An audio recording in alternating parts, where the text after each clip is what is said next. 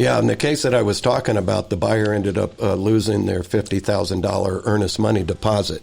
This is Las Vegas Real Estate Now with local real estate expert Harvey Blankfeld. I wanted to talk to you today, something that's come up quite often, in this crazy market where you've got a seller-centric market, a very strong seller's market right now. Buyers aren't paying attention to certain things, and or maybe their agents aren't either.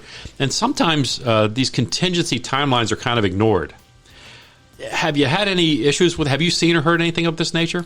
There's one case that I was working on not too long ago. I believe it was the buyer's agent who really was at fault for allowing their own buyer's finance contingency to expire.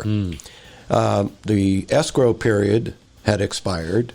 Oh, okay. The seller did grant an extension to both for a limited period of time. Okay. But then the agent allowed the finance contingency to lapse. There was no other way out for the buyer. Many buyers, and sellers for that matter, are relying upon their agent for everything. Yeah. And quite frankly, I would like to see a more educated consumer who is also part of it and not placing all of the reliance upon their agent. They ought to know what's going on. This is an important concept for everybody to know.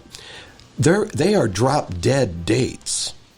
In other words, if you allow it to lapse, that's it. Your contingency's gone. I mean, unless the seller wants to grant you. Right. But they're drop-dead dates. So unlike maybe in some other states and other contracts, there's a requirement that if somebody doesn't do something when they're supposed to, you have to send them a kind of a cure the defect notice. Right. Like your finance contingency expired, you've got 3 days or whatever it is to do something. Right.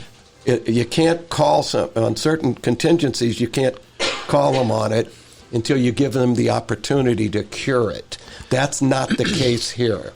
You've been listening to Las Vegas Real Estate Now. If you ever have a question about real estate or any of the other topics we cover, just call me off air or text me at 702-203-1165. You can also check us out on the web at lvrealestateradio.com or on our handle on social media at lvrealestateradio.